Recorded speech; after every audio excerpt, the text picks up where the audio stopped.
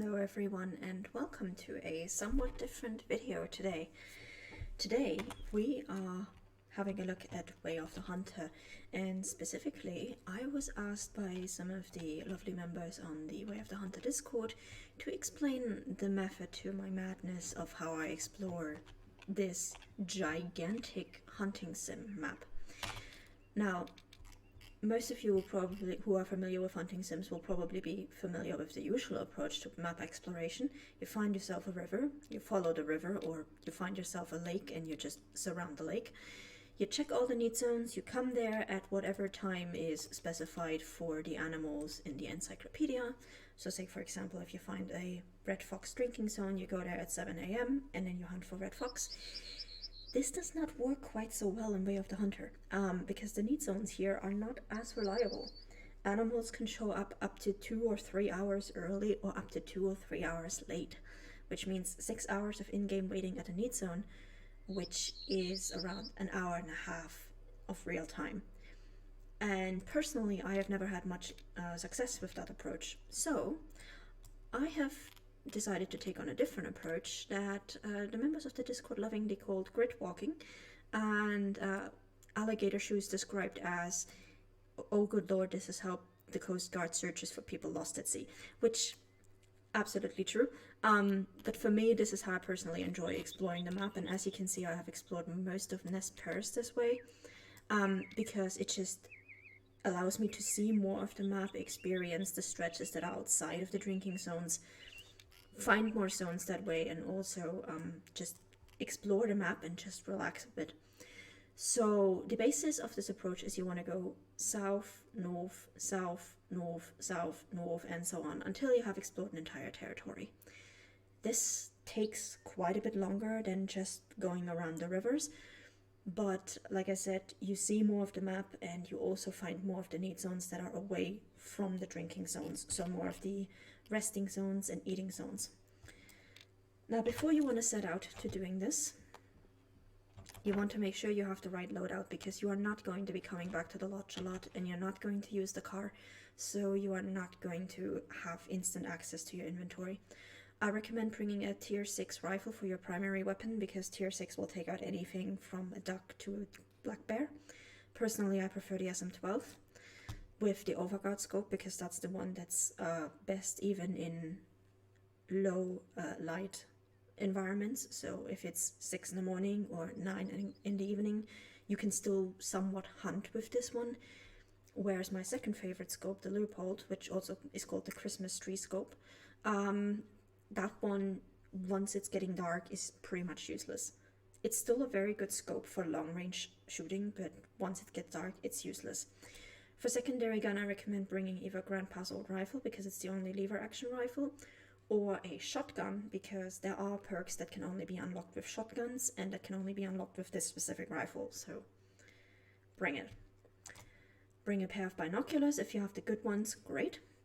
And for callers, I like to bring the elk caller, because elk spook very easily, and the elk caller at level 1 attracts low fitness males, which are the ones you want to call if you want to have like really stacked herd full of 4 and 5 stars. I like to bring a Czech rabbit predator caller, because it makes hunting for black bears and red foxes in particular a lot easier.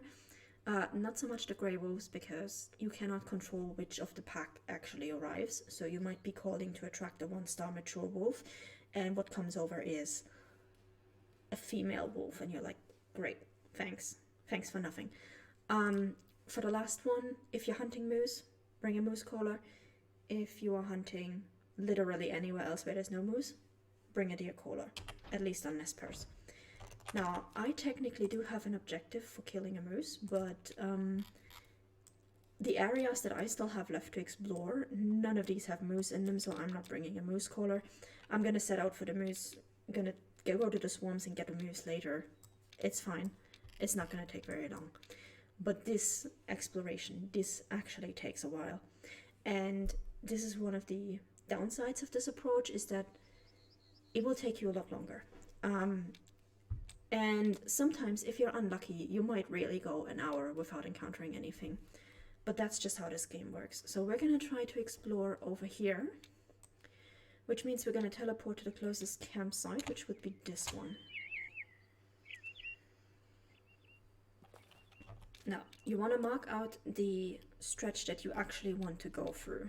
So we're going to go start over here. This is going to be our first marker that we want to go to.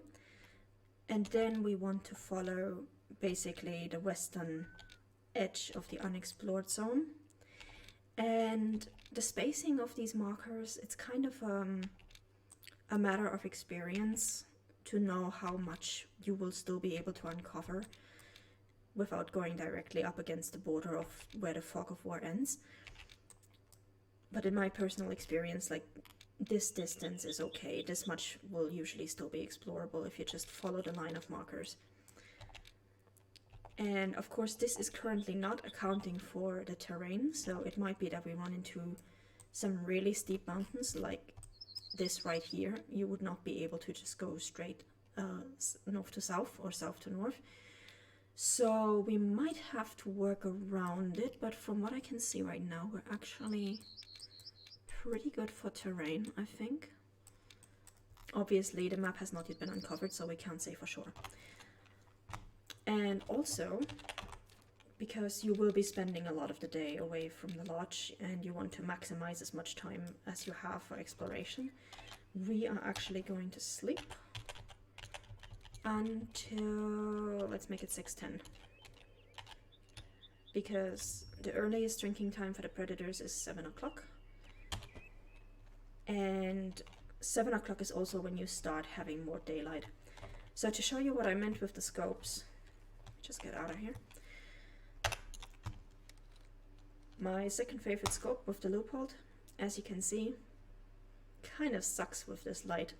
And as you can see, this is the Christmas tree scope. It's like the targeting reticle in the middle is actually shaped like a Christmas tree.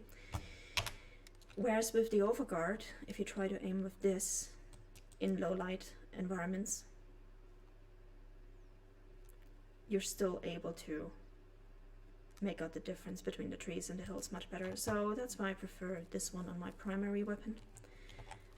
But anyway, we are going to head towards our first marker.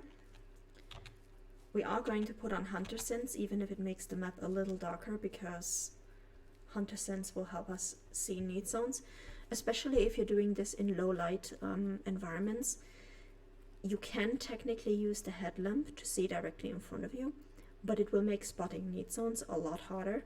Whereas if you just walk around with Hunter Sense in no light, the need zones will stand out pretty clearly. And that is one of the two things that we are actually aiming for here. We want to find need zones, especially the ones that are away from the river, away from the lakes. And we want to find animals. For the animals, once we actually get to the markers, we are going to crouch instead of walk, because crouching reduces visibility and reduces noise. So that's going to help us a lot. Right now, the only reason why I'm actually walking instead of crouching is that we are in an area that I've already explored and that I've already looked at yesterday. I've already called all the animals here that I wanted to call. So even if we spook anything right now, it's not going to be any animal that I'm looking for. The ones that I'm still looking for missions are a 4-star wolf and a 4-star black bear. There are no black bears in the part of the map that we're going to explore, so that's definitely not going to happen. And I think this is the same mule deer herd that I saw yesterday. Let me just double check.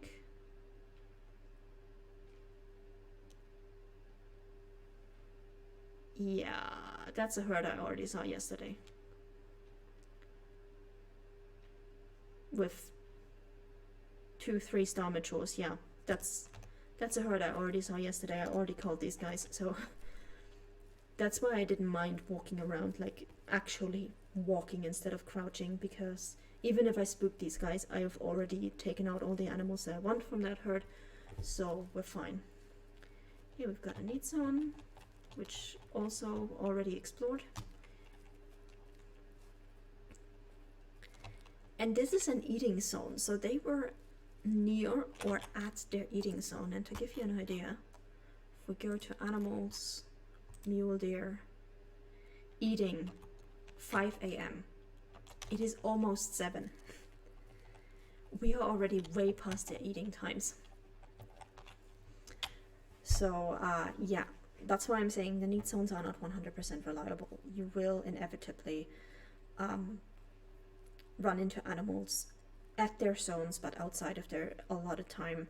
Sometimes you will find an animal at their drinking zone during their feeding time and vice versa, and it's just like they are more guidelines than actual rules. So need zone farming is not as reliable here as you may think. We do have some pheasants here, so I want to see what these guys are like. Oh, there they are. 3-star mature, 1-star adult.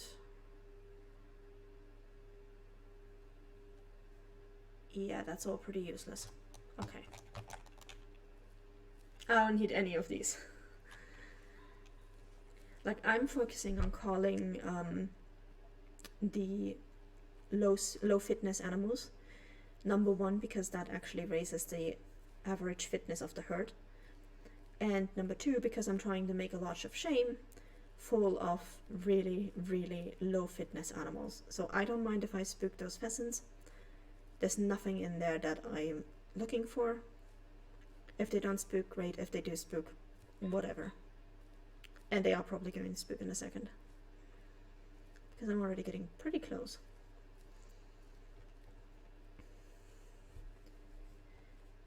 But yeah, this approach works best if you have multiple tasks active, if you're looking for multiple animals. If you're only looking for one very, very specific animal, like say you're looking for a 4-star black bear, then this approach is probably not going to help you very much. It is going to help you in exploring the need zones in general, finding out where the herds are in general, or where the bear pairs are. But when you're actually going, okay, I need a 4-star black bear now, then you're better off just going to where you already found those herds and then just following the tracks there. But if you're just looking to explore the map and to find as many need zones as possible, then this is what I found to be the best approach for finding as many things as possible and uncovering as much of the map as possible. Now these are the same deer that we already spooked before, so again, I don't care. Already dealt with this herd, already been there, done that. Don't care. We are actually gonna have to stand up to get through this river, which is fine.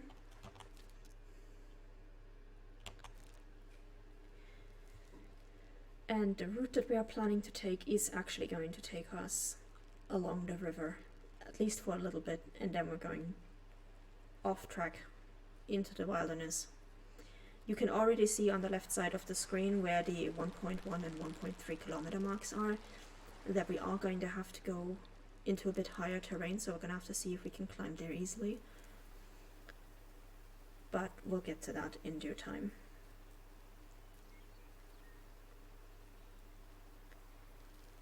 I think this place also has a mule deer eating zone, so I'm not surprised that they showed up over here. This is all part of the map that I've already explored yesterday. Now we're actually getting to the area that I have not been to before.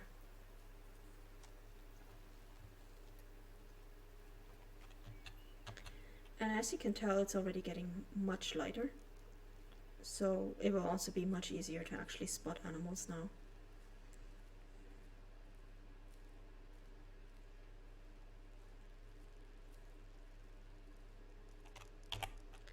Let's actually put away the binoculars for now. We're not going to need them until we find another sound marker. And this is one of the things that I like about this game, is you will often hear the animals before you actually see them.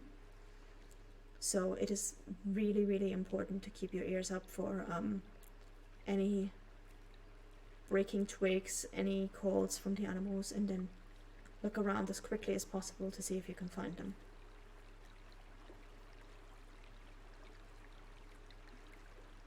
Alright, so here we have a stretch of river with no need zones whatsoever. Lovely.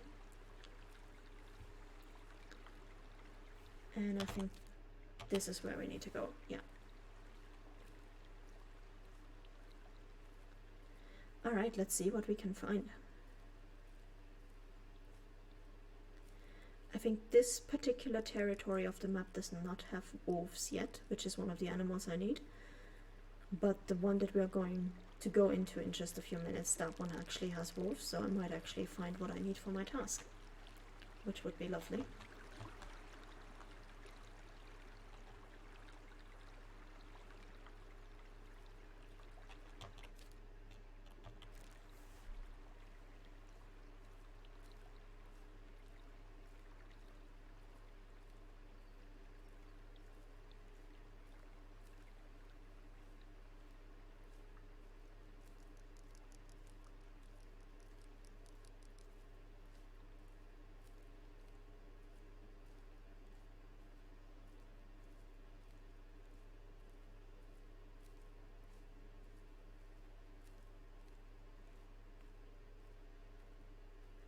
And this, by the way, is also a very good area for badgers if you are looking for the Taste of the World mission.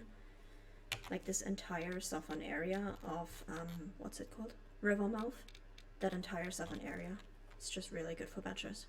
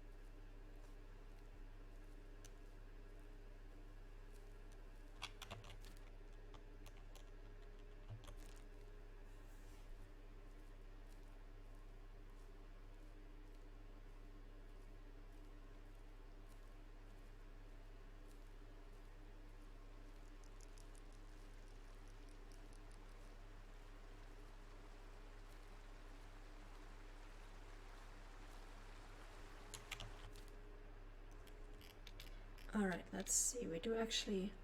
Well, we do need to stay mostly on the left side of the river, so we're not going to cross over here. We would just have to cross back over again anyway, so we're just going to stay here.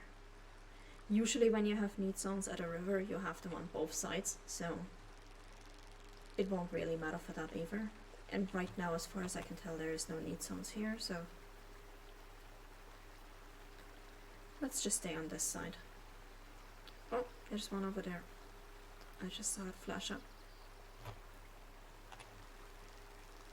Yep.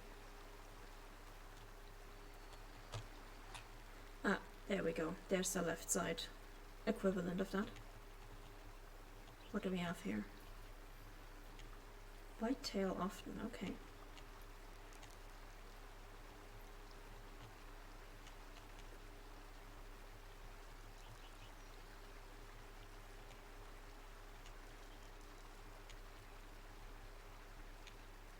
So yeah, sometimes this grid walking approach will actually line up pretty nicely with a river, but a lot of the time it really doesn't. A lot of the time you're just walking off into the wilderness and potentially finding stuff that is far away from the rivers and lakes.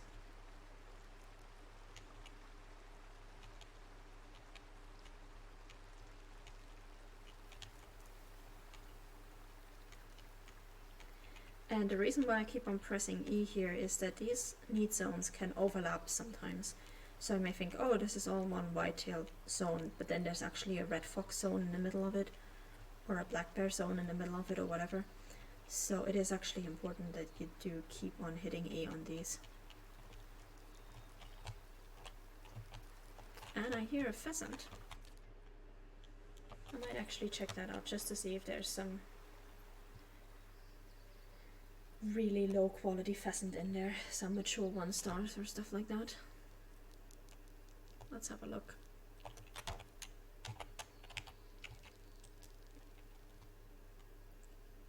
Where are they? Over there somewhere. Need to get a bit closer or a bit higher elevation to actually see what's going on there.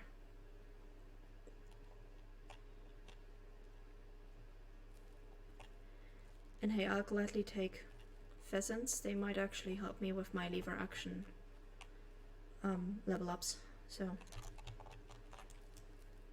oh, there we go. There they are. Adult. 3-star mature. Oh.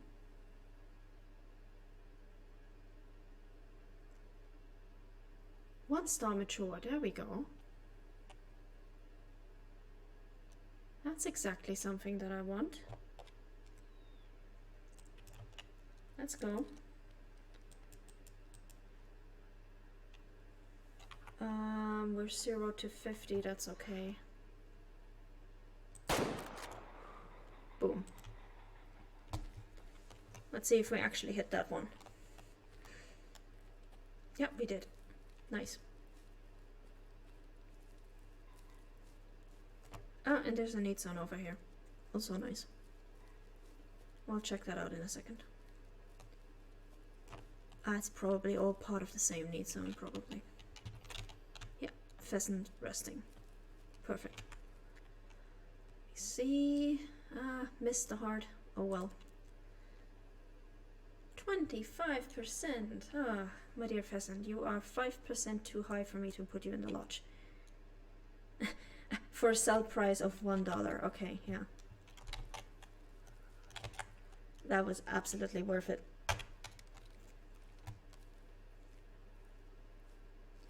So yeah, a lot of people usually try to make their, I think most people probably try to make their lodges as stacked as possible, like with the highest quality animals. I'm like, no, I want my lodges to be full of absolutely pathetic animals. Like, I want it to be 20% or under and you're not getting in the lodge. Like, if you're not 20% or under, just go. You're getting sold. I want only the most pathetic animals for my lodge, because the way herd management in this game works is it encourages you to call the low fitness animals anyway. So I'm like, if I'm shooting them, I might as well put the worst of the worst in my lodge. So, and you would actually be surprised how few really, really low fitness animals there are in the game. I think I've just as rarely seen an animal below 15%, and I've seen animals above 95%. Sorry. So, yeah. It is a work in progress. Anyway, can actually stand up for a moment to see if we have any more need zones over there, but it doesn't look like it. That's a bridge that I've already been to. In that case, yeah, let's actually get into the territory where we might encounter some wolves that I need for my missions. So back to crouching we go. We're going to eliminate these markers so we don't get confused about where we need to go. And we're just going to follow our trail again.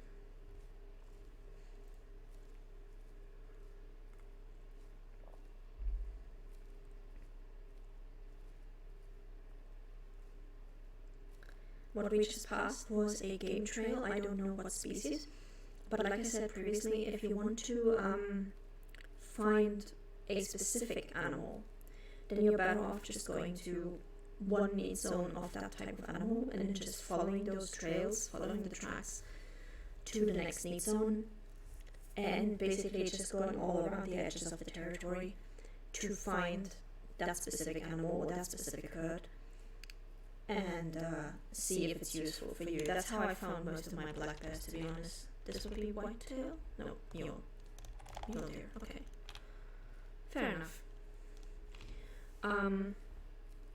But if you're just looking into generally exploring the map, and covering as much of the map as possible and finding need zones outside of the drinking zones, this is the approach that I always use, and which has actually gotten me quite a few need zones that were far away from any river or any lake, that a lot of people probably didn't even find.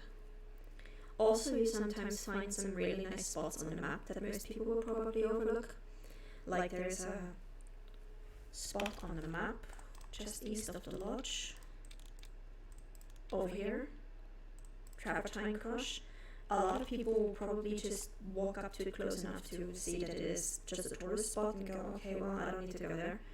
There's nothing there, without exploring it anymore. But when you actually explore that area, you will see, oh, this is a really nice, what looks like an abandoned quarry with a turquoise lake in it, like really, really turquoise pond. And I'm like, damn, this actually looks really nice. Glad I stumbled upon this, instead of just, walking back to the river.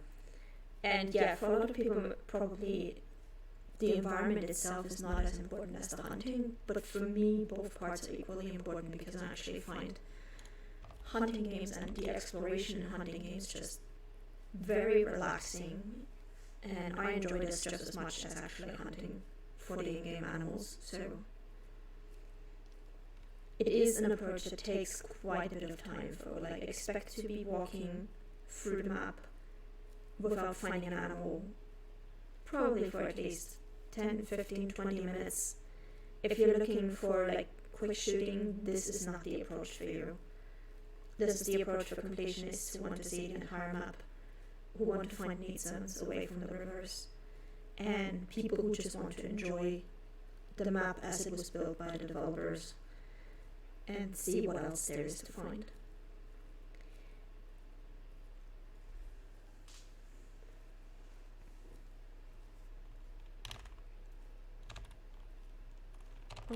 And sometimes you will find variable signs, like not static signs, like these tracks. The tracks themselves are static signs, but sometimes you will find like droppings or stuff like that. If it says looks fresh, in my personal experience with this game, it can be anything from the deer was here literally a minute ago and you spooked it and saw it run across the hill, or it was here 23 hours ago. Good luck. Like, unless you saw the animal spook, unless you actually noticed an animal nearby, don't rely on these. It may be an animal that was there 12, 14, 15 hours or longer ago. Like, I once saw this with a black bear that I had spooked the day before, and there was a fresh sign, like 20 hours later, 20 in-game hours later, and I was like, yeah, no, this is not fresh. I've already seen this bear somewhere else. I know exactly where he is right now, and it is nowhere near here. But I do know that he was here 20 hours ago, so don't rely on these too much.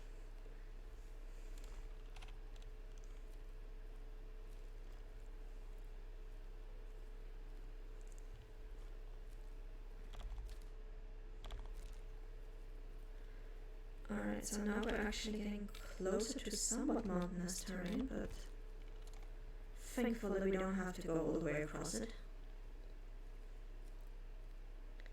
I will say this approach works better in the flatter parts of the map than in the really mountainous ones. Like, I remember She-Devil, and He-Devil was an absolute pain in the ass for me, because you basically have super high mountains that you can barely even climb on every side of you. And in that case, I found the best thing is to just stick as close to the mountain as possible, and then basically go around either clockwise or anti-clockwise, and then work your way towards the inside like a spiral, like an Nautilus shell. But yeah, those areas were a pain to explore, and I'm very happy that I'm done with the entire left side of the map, and I have no plans of going back there. Because the only animals that I still need for missions right now can actually be found in lowland or highland forests, or in the case of the one moose up in the swamps, but that's going to be easy because that moose that I need is just any moose. It could be a female moose, it could be a 1-star, 5-star, it doesn't matter. Whereas the other two missions I still have are a 4-star black bear and a 4-star wolf, which is going to be a lot of fun.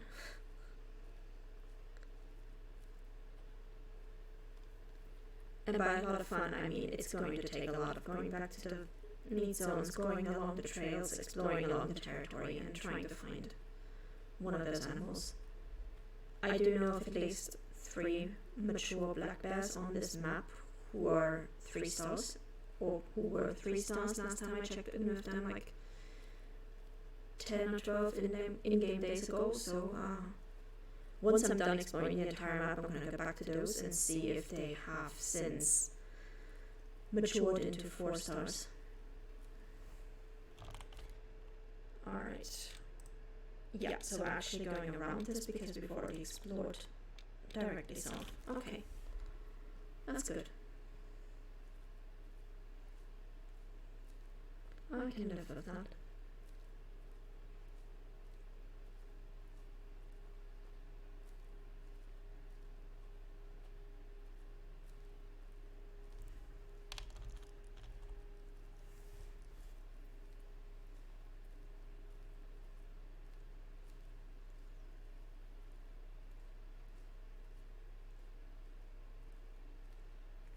Oh, this actually is some really nice lighting right now of the rising sun in those clouds.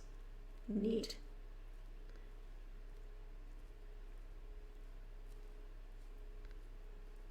I just realized I forgot to put on Bandicam, so I can't even take a screenshot if I wanted to. Oops.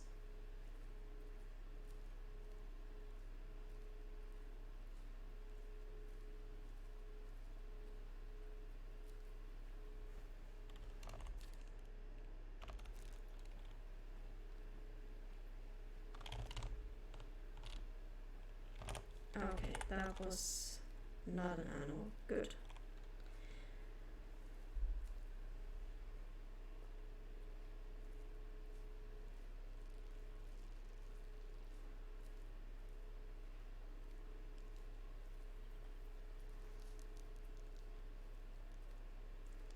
Alright, we're already gonna go towards the 200-meter marker instead of the 50-meter marker, because that's not gonna make much of a difference at this point.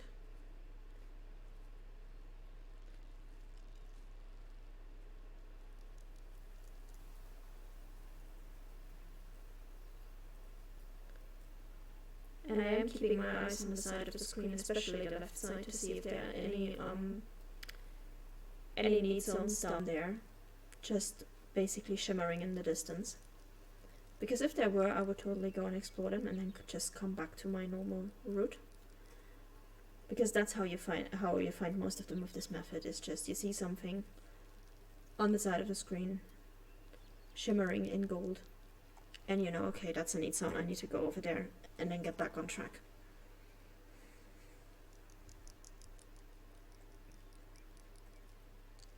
We do have the wind a little bit at our disadvantage though, because anything that's going to be in front and to the right of us is going to slowly move away from us, because it will smell us coming before we actually get there. So that's a little inconvenient at the moment, but shouldn't be too bad.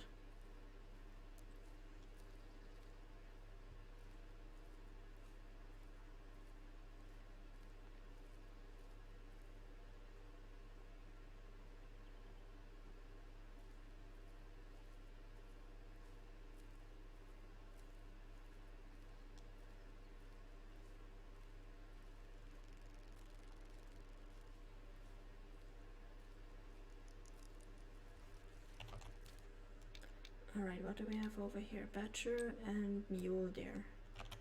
Okay.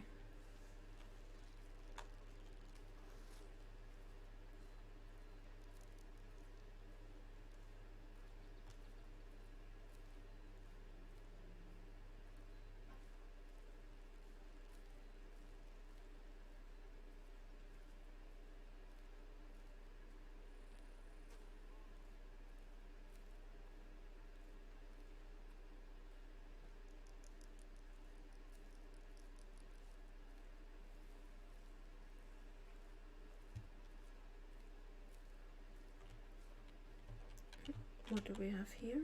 Badger. I don't actually need badgers anymore. I just finished Taste of the World last night.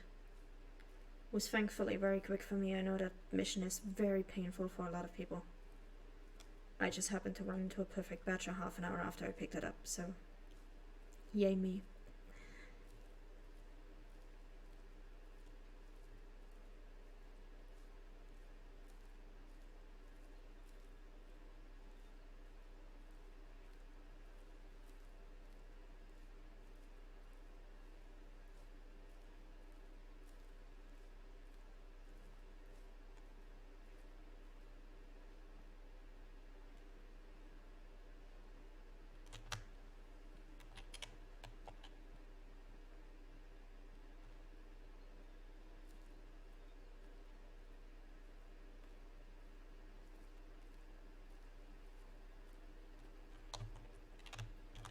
More badger?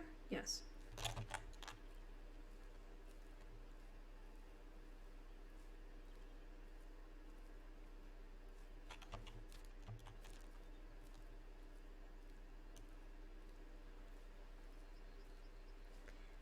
So if I wanted to, I could have followed those tracks to whatever need zone they're going to.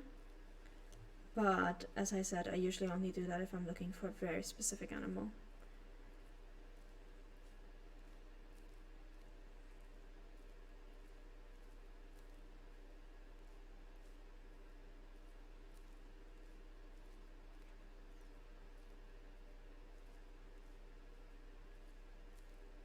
I do wish some of those trees and bushes had actual collision. So you can't just walk right through them, but actually have to climb over them, but oh well. Can't have everything.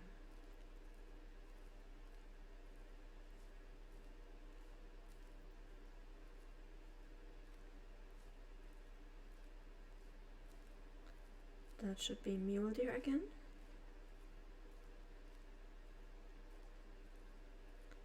And more badgers.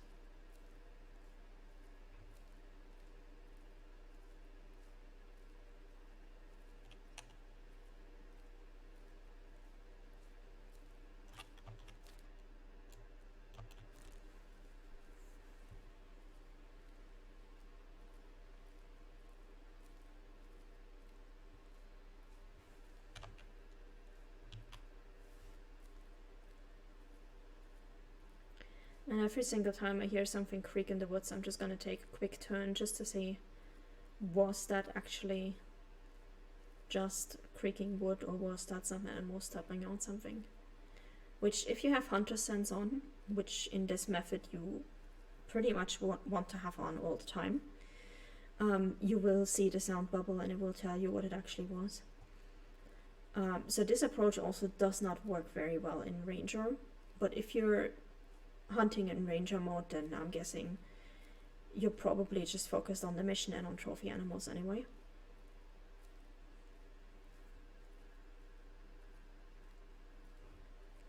This is more for the explorers and adventurers among us.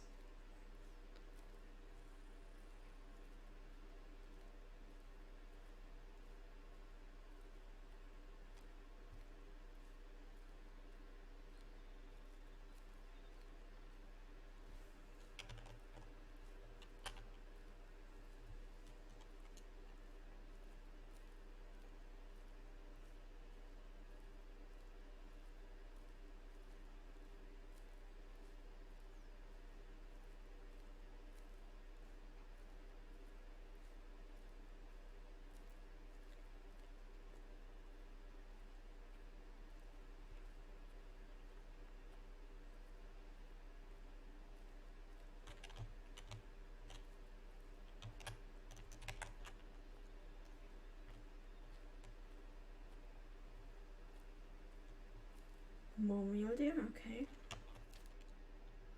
Probably this herd.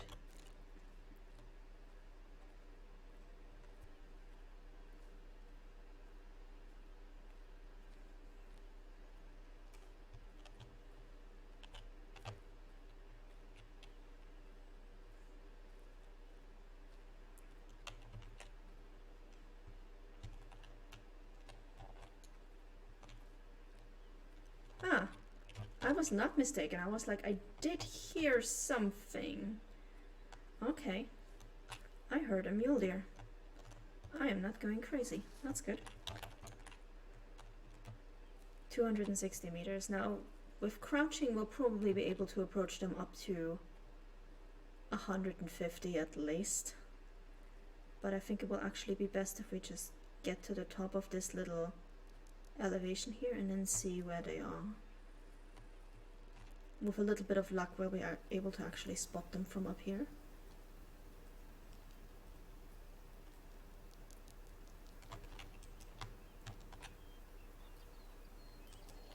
But there's too many trees.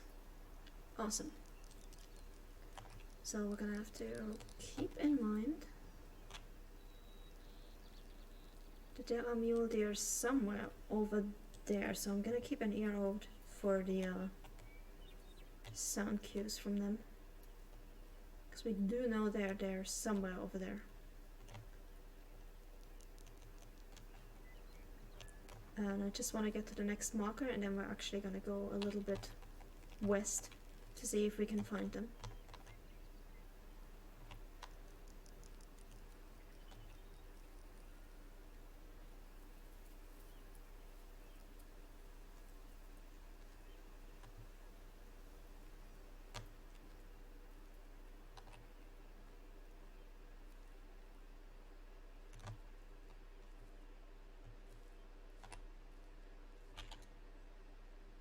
And there's whitetail over there. Okay.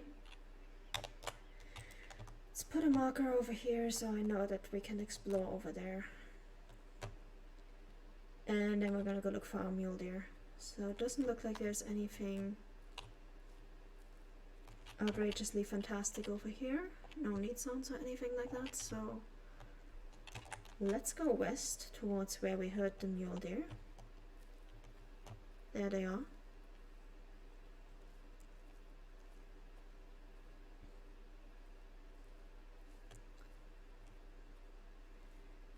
And let's see if we can actually see anything. Or if they are behind the hill. If they're behind the hill, then it's going to get tricky. Oh, they are not. Nice. So I just need to get a line of sight between those trees.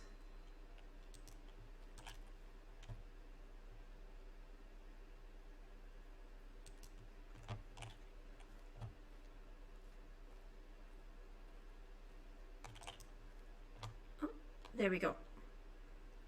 1-star adult, 1-star mature. Oh, don't go away. Damn. 1-star mature, I definitely want one of those.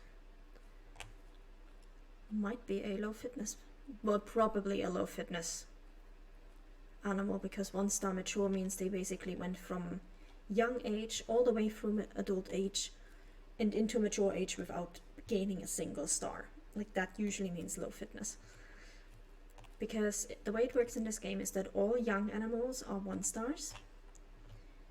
And after that, it kind of depends on the fitness of the animal and how long exactly they live. But we're now getting closer, so we have to be very careful about how we approach this. Because now we actually get to the range where we might spook them. And we might actually be using a caller for this soon, so we can find them more easily without risking spooking them. I'm gonna go to slow crouching, which will hopefully help.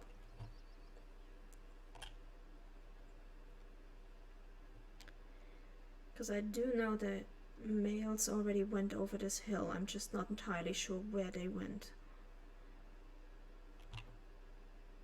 It's a bit hard to tell without sound cues.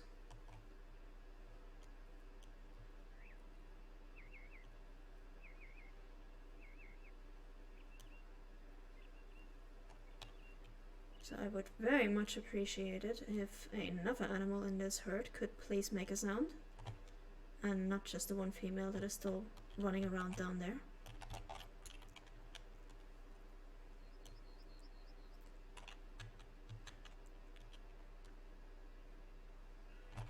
There we go. That's what I'm talking about. Okay. Do we actually have a chance to look over this hill? Could be tricky. We also got the wind coming from our direction, so it might be harder to approach them like this. Okay, you know what we're gonna do? We're gonna park ourselves in this grass over here, and then we're going to use a caller, and we're going to see if we can get that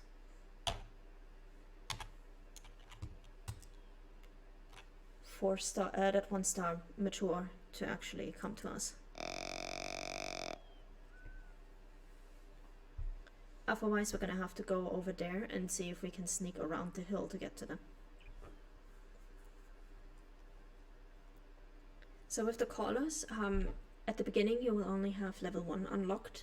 You will need to call animals, shoot them, and sell them in order to unlock the other levels. This is easiest with elk because the elk caller at level 1 calls low fitness elk. So they are very easy to attract with the caller, especially because they will actually reply to the caller. Like if you make a low fitness call, the low fitness elk will actually respond with a call, so you know that you got one. Whereas the deer usually don't.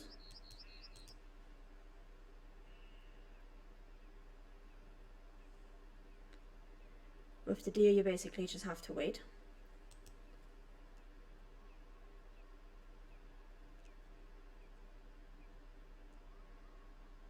And you want to make sure that you only call when the tiny little triangle that you see moving at the bottom of the screen is in the middle, because that means you've timed your call correctly. If you call them too often, so if you, or too early, you will basically turn them away, and if you call them too late, they will just lose interest and wander off. Oh, but that sounds like we attracted a male, because there's one at 60 to 80 meters, which they don't usually come that close to you unless you call them, so he should be coming over that hill sometime soon. And he's gonna be within 50 meters, so we're just gonna ready our gun right now. We are at 50 meters, perfect.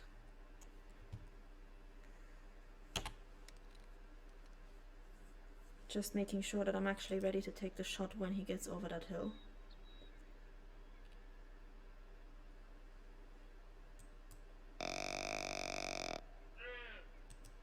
Okay. Should be here any minute now. There he is. Okay, we're gonna see if we can go for a hard shot. So right where the neck meets the base of the chest. Let's go.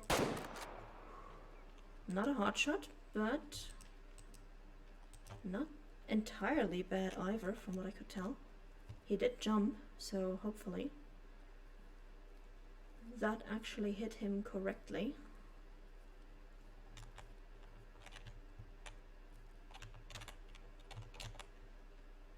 Medium amount of blood. Okay. And no impurities, which usually means a artery.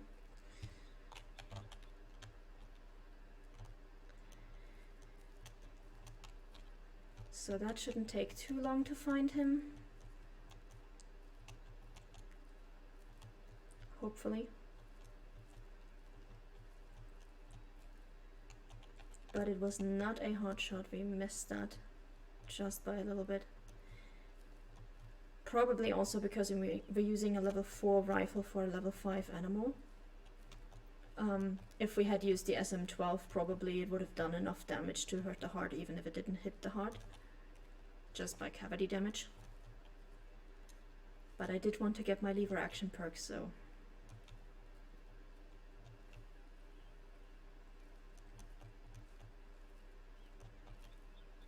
Let's see... And I hope that was the mature one star that I spotted. Otherwise there may be more than one low fitness animal in that herd.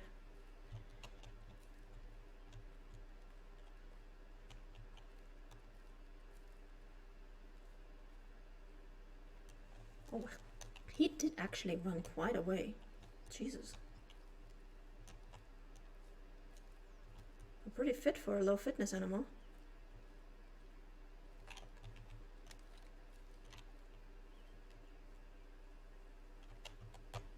Okay, where's my blood trail? There.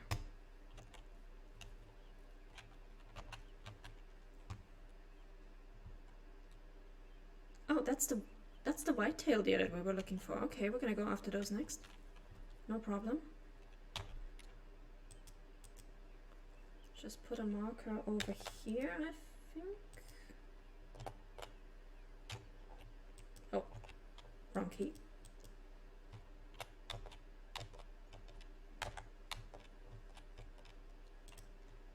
That direction, okay.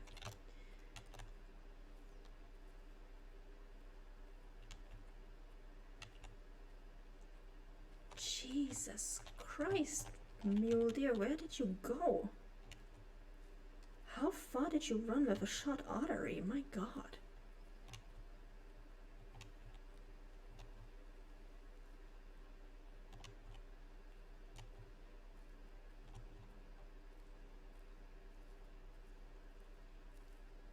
Holy mother of God.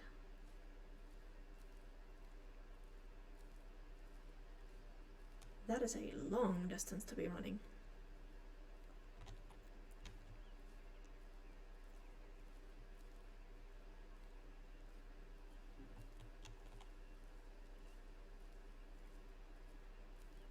I am really curious to see the summary of that shot now. Because this is frankly kind of ridiculous.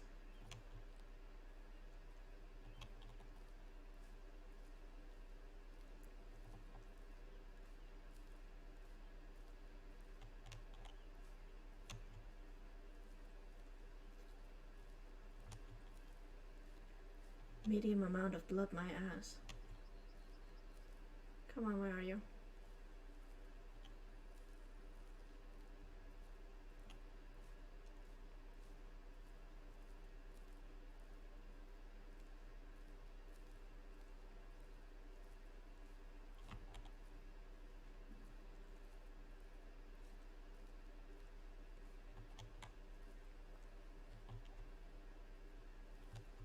I'm really curious to see just how many meters this deer ran. Oh, and there's a need zone over here. So, we're just gonna make a marker here for a second. Oh, that's one we already found. Rare eating zone for mule deer, okay.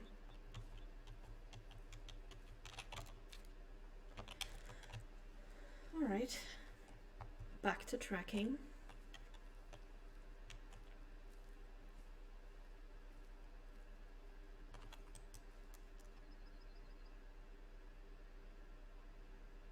Oh, hi. How are you guys still over there? That's a 2-star mature, 1-star adult.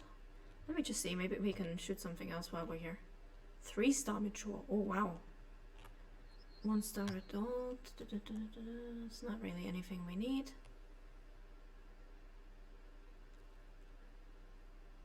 One-star mature. Okay, from this distance we are definitely using the SM12.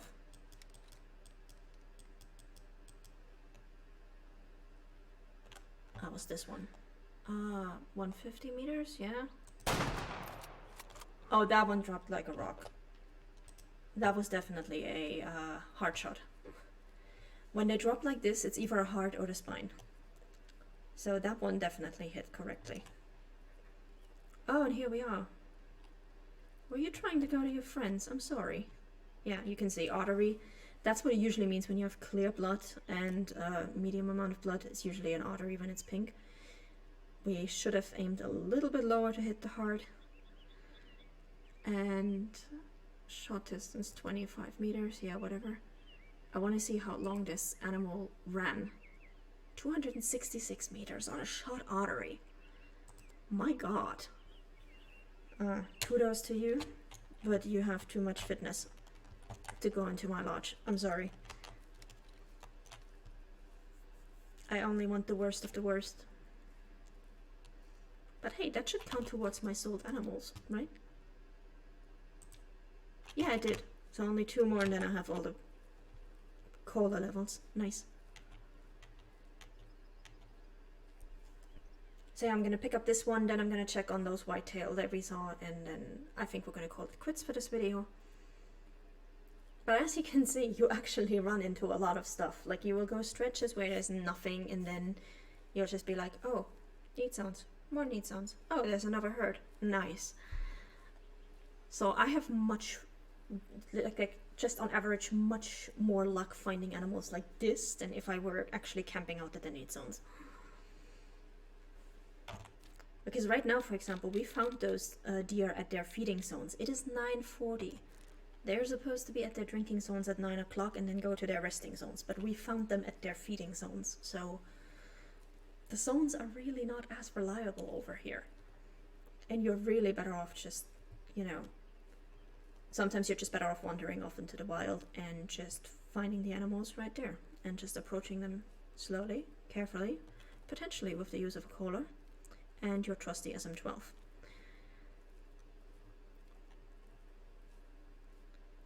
How are you, my dear?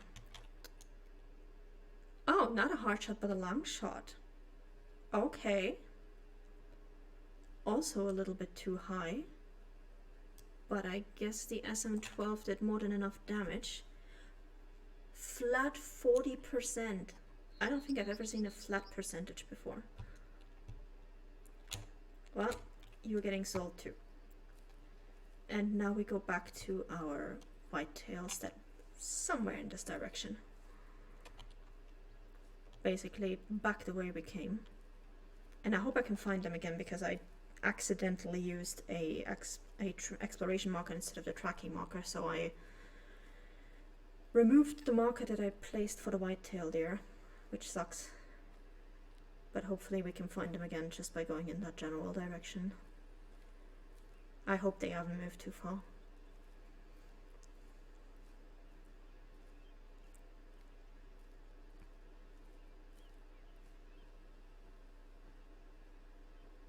And to give you guys an idea of the animals that will actually make it into my lodge. Currently on display is a Ross's goose with 19%, an elk with 12%, another elk with 11%, and a pheasant with 15%. So that's the kind of animals that make it into my lodge. Personally, I'm planning to have the most pathetic lodge in the entire history of lodges. It's gonna be so beautiful. I'm guessing that neat zone over there is still part of the same feeding zones because those feeding zones tend to be very big. Though nothing compared to wolf feeding zones. The wolf feeding zones basically encompass the feeding zones of their prey, so they are huge. It's like you go to where the marker is for the wolf feeding zone and the actual signs of a feeding zone are so far away.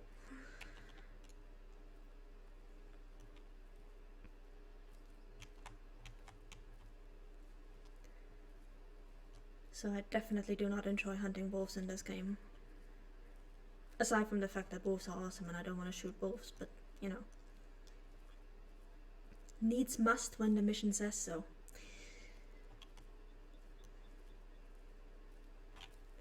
And I just hope I find those whitetail again. If not, it's fine.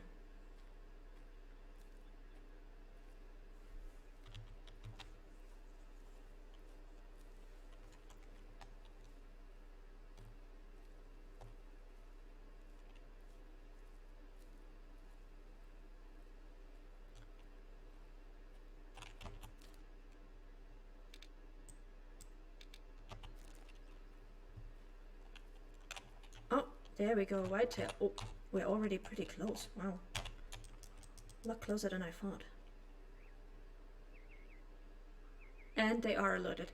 When they are alerted, you really need to just stand still, wait a bit, let them calm down, and then you can move again. But yeah, we nearly spooked these guys. Yikes.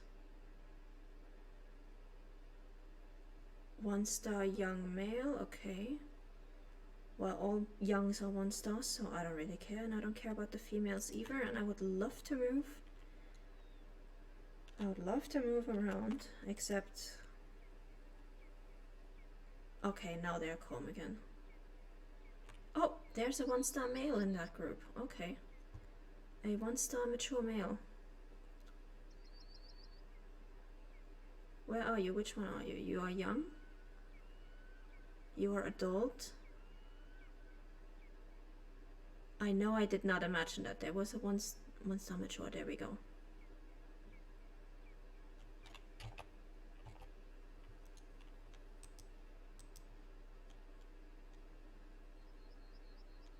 One star young, 1-star mature.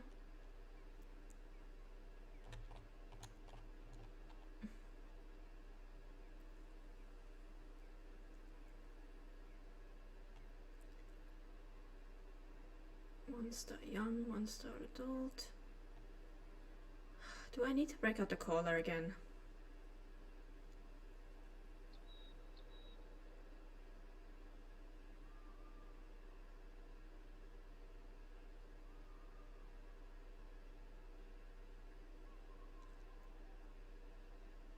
Yeah, I think I might need the collar for that. One star young.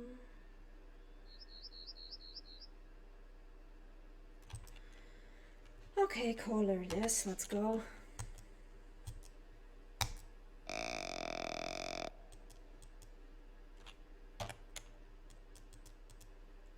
Let's see what, if anything, is responding. There we go.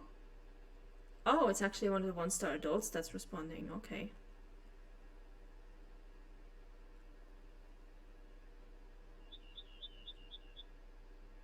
Yeah, I wish I could figure out which one of these is the one-star mature, so I could actually take... Oh, there he is. One-star mature is that one. Let's take that one out.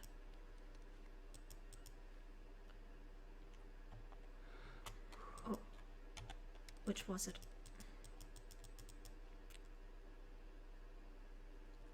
Okay, you know what? You actually responded to the caller, so I think we're gonna go with you, after all. Just an adult, but at least he responded to the caller, which means we can be sure that one is low fitness. Where are you? Did I lose you now? Because I waited too long. Is that it?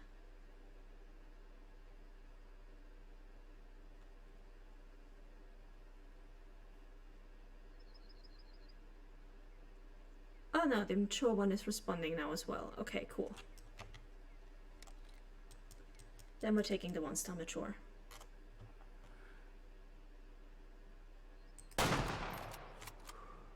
There we go. Dropped like a rock. Let's go. The adult one gets to live a little longer. And that's going to be the last deer we harvest for this session.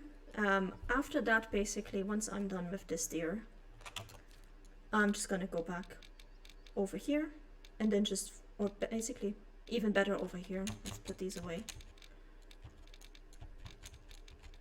Just going to go back over here and follow the rest of this. And then do the same thing up the north and back to the south and so on and so forth. You get the idea. But yeah, this is basically how I go about exploring the map, finding my animals. And it's an approach that's worked out pretty well for me so far. Maybe it will work out for some of you as well. Let me know. For now, we're just gonna harvest this lovely one. Yeah. That was a nice shot. Oh, 35%. Rest in peace. And that was it. So, yeah. Thank you guys for watching, and I hope to see some of you on the Discord. Let me know if you found this video helpful, funny, informative, awful, whatever. And I wish you all successful hunts and a lovely time in Way of the Hunter. Bye bye.